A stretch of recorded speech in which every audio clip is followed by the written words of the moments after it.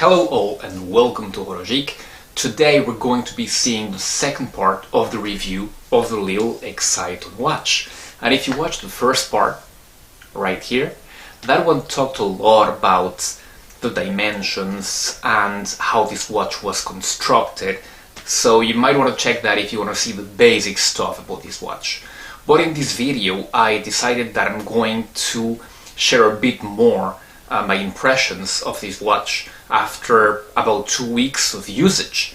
I have noticed many positives and some negatives as well, and I want to share that with you. We're going to be seeing the lume, especially compared to many others like Seiko, like Rolex, and like other micro brands. We're going to be seeing, of course, the very detailed macros of the dial, of the indices, of the hands, of course, to see what level of quality Chronos Watches has put into this watch. So let's get right into it. So 2 weeks with this watch, how has that been? This watch has a lot of original points, and first of all, I wasn't on with the texture of the dial. I wasn't that much excited about it because I believed that it was a bit too grainy.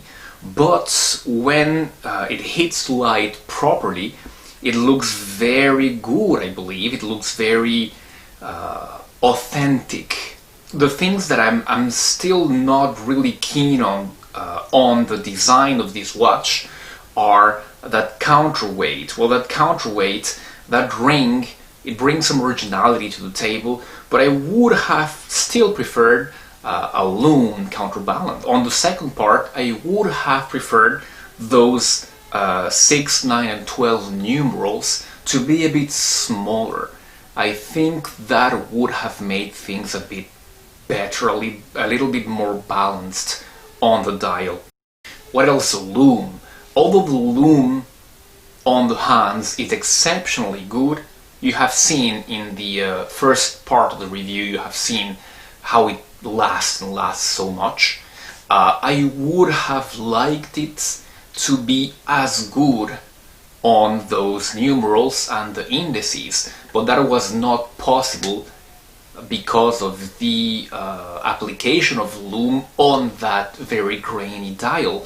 So if you have to choose between having a nice lume and a nicer lume and a dial that is not as grainy, I would prefer a less grainy dial and better lume. But I'm pretty sure that JL Watches are working on it with Chronos and I Like Watches to make it a bit better, the lume. I have seen some pictures on their Instagram with C3 lume, so green lume, which looks very good. So let's see what they come up with on V2.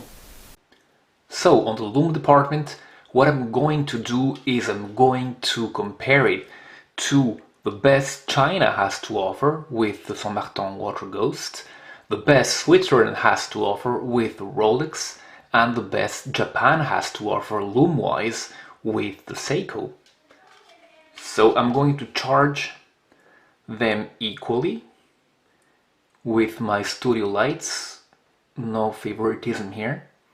In the initial burst you can already see that the Exciton is a little bit less bright on the dial, but it's the only one to have a lumed bezel insert. So that is good, and you can see that Seiko just blasting away that lume bright. But we're going to be accelerating the next section, which will be around 18 minutes.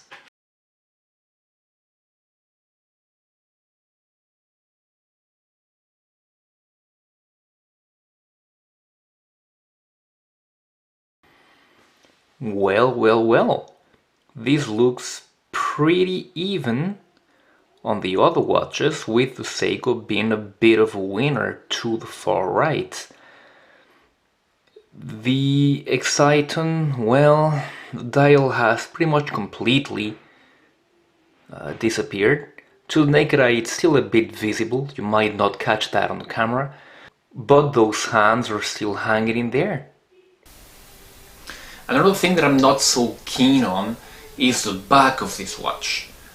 And the back of this watch, well, even though that movement is not really that very well decorated, the Miyota 9015, I would have liked to see some kind of transparent case back. That would have been very nice actually to see, or at least some kind of brushed case back. This very shiny polished case back, it has some cheapness about it that is not suitable for the rest of the watch, and that will allow me to go to the positive parts. I decided now to switch negatives first and positives then. And the positive, well, the back of the watch might be polished, but pretty much all the rest of the watch is brushed, and the brushing is very, very good. A very nice quality, a very fine longitudinal brushing, which is very good. Another very good part is when you look at the hands, and those hands, even in super macro, which is what I do here, they look very good. It looks like there's very little foreign particles in there, and this is a level of finish that is really good for this $200 price point. The only part where it's a bit lacking, I would say, is on that central part of the dial where all of the hands, where all the hands meet. It's a little bit less refined. Another thing that I have liked very much, the circular brushing on the bezel insert. That is very well made, according to me. It is pretty hard to do this brushing of ceramic being a pretty tough material, but they have done it here, and they have done it very well. I also like the crown. I think it's quite big, it's pretty good, and it's pretty grippy. Sadly, because of the shape of the lugs, I have not found many bracelets, many metal bracelets that fit it. But if you do find some, and I have seen on the Instagram of I Like Watches that they fit it with some kind of engineer bracelet, that looks very good. And weirdly enough, the Chronos Sub Homage bracelet does not fit in here. The best fitting metal bracelet so far has been the one from the Cheapo FN Jean, and this is a nasty bracelet with folded links, folded end links, and some pressed elements, but it fits. It is the best fitting so far. Let's see it on the wrist.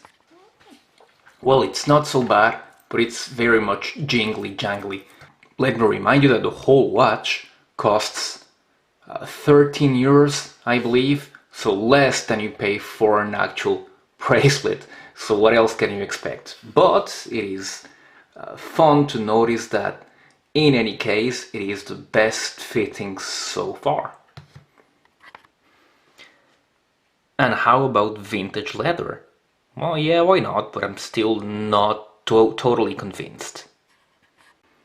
It doesn't look bad on this Saint Martin high quality NATO strap, green, but there's something about it. I mean, I think the small diameter of the watch and the pretty big lug width distance makes it that at least the NATOs kind of overpower the watch a bit. But still, not a bad aesthetic after all. Well, as you have seen, not a strap monster, this Exciton, but still, the strap it comes with, it's pretty good, and I wish that for the V2, the metal bracelet we're going to propose fits it very well. I bet it will. So all in all, a very good watch with a movement that, although it's a bit noisy, and if you're not used to it, you'll be a bit surprised at first, but when you look at the performance of the movement, you'll be very glad that you've got that movement. all in all, a very good timepiece. And if they can have that lume thing better, and if they can tweak a bit those design choices to make it a little bit more, maybe not mainstream, but a little bit different, I think this watch would be killer. To get today for $200, it is a very, very, very good watch. It's unbeatable value, actually. So you can only have these because they're not making any money on this watch. So this was pretty much the best deal you could have for these kind of watches. So there you go. I hope you liked the review. Please leave any comments and don't forget to subscribe to the channel. We're nearing 2,000 subscribers and I'm going to be giving away a Steel Dive 1970 when we reach 2,000 subscribers. You can find the link in there if you want to participate in that giveaway. Thanks again, and I'll be seeing you very soon. Goodbye.